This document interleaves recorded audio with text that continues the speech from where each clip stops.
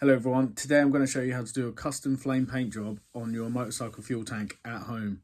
So first things I'm going to do is remove the fuel tank off my new bike. Then it's up to you guys to sit back and follow me and watch the steps I take to prep and paint flames, and hopefully you guys will learn a thing or two yourself.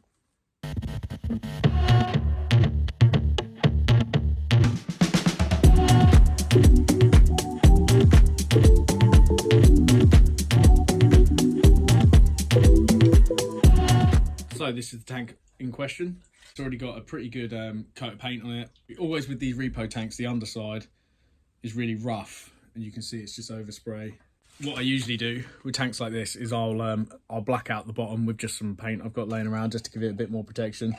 But I'm not going to do that on this yet. I'm just going to paint the flames on the tank. So what I'm going to do now, I'm going to go ahead and I'm going to wet sand the top coat. It's got a clear lacquer on it. I'll sand that with an 800 or 1000 grit. Let's just see what I've got. So yeah, we've got P800 and 1200. So I'll probably knock it back with the 800 just to score up the surface a bit, ready for our paint. Funnily enough, the hardest thing about a flame paint job is actually getting the flames looking cool. It's very easy, and you see it a lot when people do a flame paint job and it's like the chunkiest chody flames. So I'll show you how to style your flames so they look rad and not like waves in the ocean. So right, let's get to it.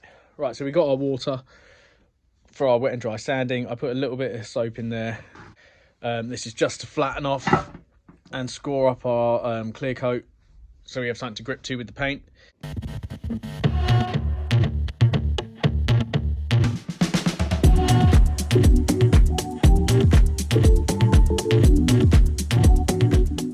So surface preparation is essential.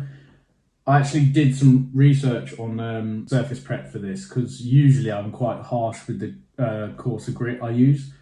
So it said just for keying up a basically a decent clear coat, you can use 1000 grit and above. So I bought a multi-pack of wet and dry and a wet sanded 1200 and used a fine contour pad, which it says is suitable for prep. So that's not at this stage, but I'm just a bit more comfortable getting a bit more of a key. It's got no scratches in it, so it's not like it's going to be seen. This is just a cheap tank anyway, so if we mess it up, it's whatever.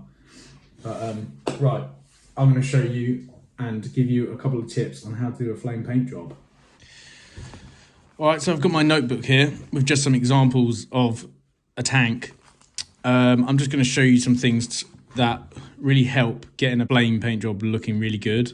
And what you don't want to do is get what I call the wave, where basically your real big, chunky, thick flames. Now, like I say, you see some stuff like this on old school choppers and it looks cool, but it's kind of like of the era. I think if you do that now, it's just not to my taste. It's a bit too chunky, a bit too sort of like looking. So a tip I would say, if you're going to do a flame job, is keep your lines as thin as possible. Now, there are fat aspects to the flame, but you'll sort of get what I say when I'm doing it. So this is just on a drawing of a tank, but ignore sort of like the shape and stuff. We'll get to that later. But you sort of like, so say you've got your shape of your flame there. You then want to keep the line thin until you get right back. Then do a short. Then return. Go up.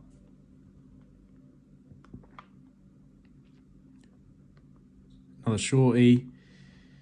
And you see how I'm keeping it very thin, and then I'm getting a fat area here.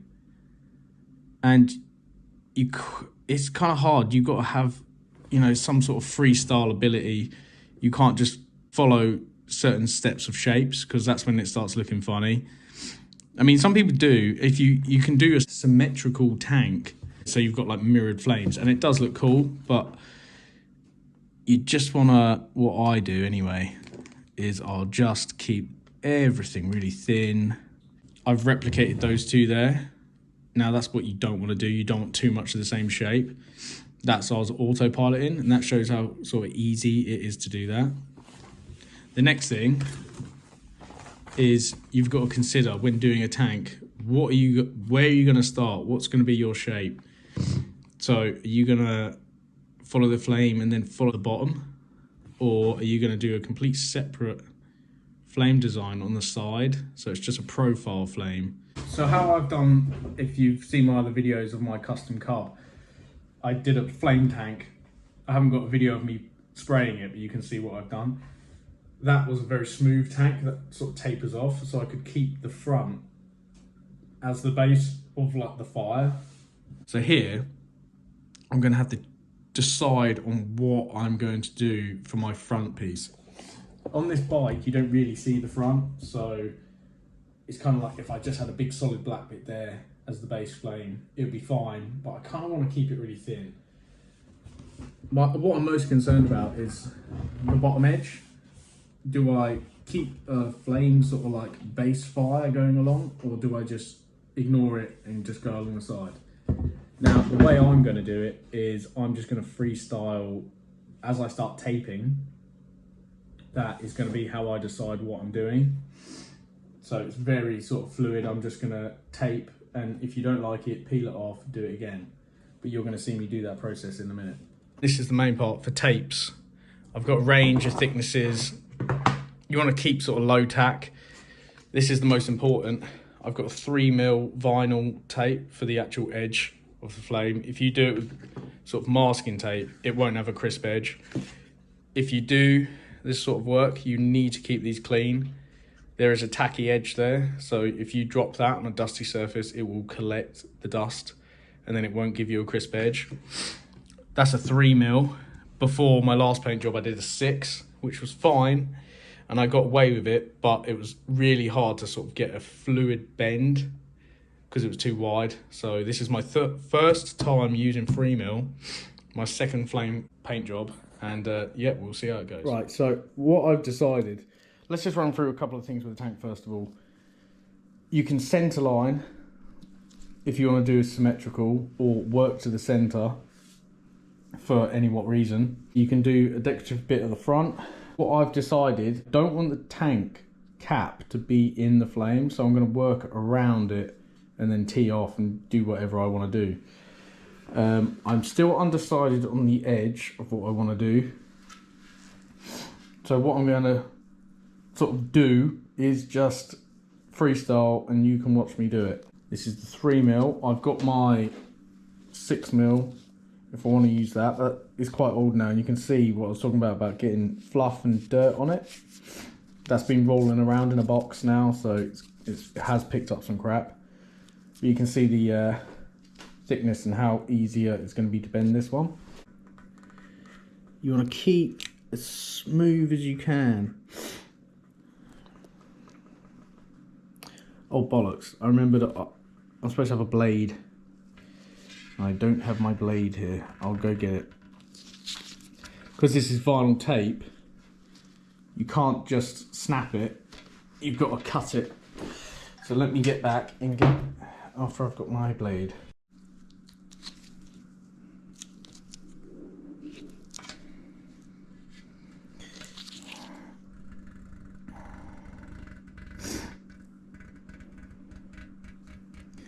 I'm actually finding this incredibly difficult to do with the GoPro on. I'm going to have to bail. Bail on the GoPro. Right, you can sort of see what I'm doing.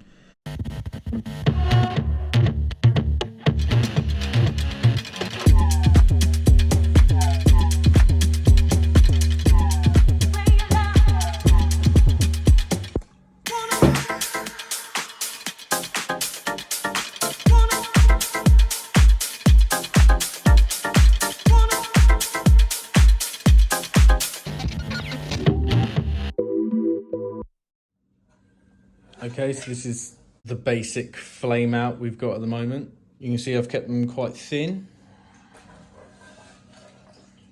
That side, I don't know, you'll find this.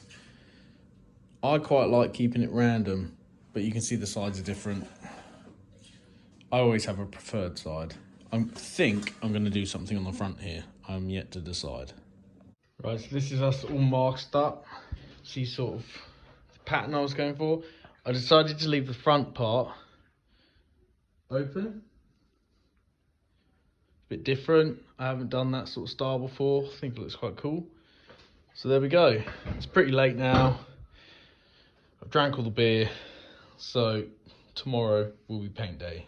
All right, we're all ready for paint. For the black, just some metallic black from Halfords. Chuck some of this on.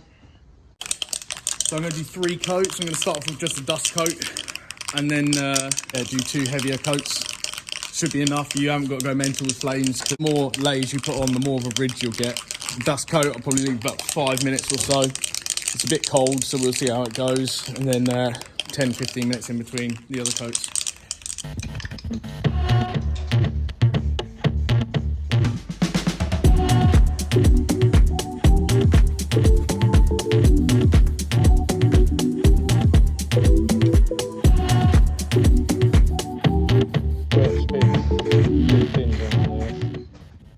First dust coat.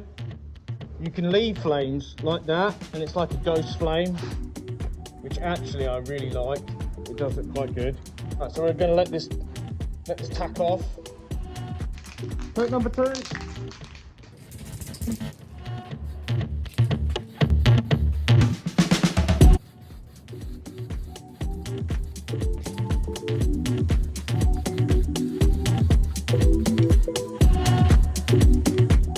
So we're just getting ready for the 3rd and final coat. On the 3rd coat, the final coat, you don't want to leave the paint to fully go off before you start peeling. You sort of want it at, it's like not wet, but not fully gone off, so you can peel it and it doesn't pull the paint off. I'll probably give it like a 10-minute drying time and then start peeling. Like I say, I'm not a professional painter, I just do this for fun, so we can see how it goes. If it ends up rubbish, then you've learned from me. Right, now it's time for the peel and grand reveal. See how it's come out. I've got a blade to get under the vinyl tape if it's proving difficult.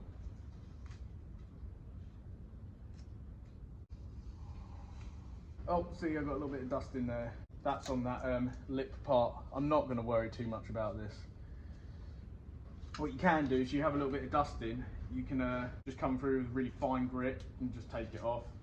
Because remember, it's only a bit of dusty paint, so it's not like you're going to have to sand it right back. It will just knock off quite easily. Right, let's get an actual flame reveal, eh?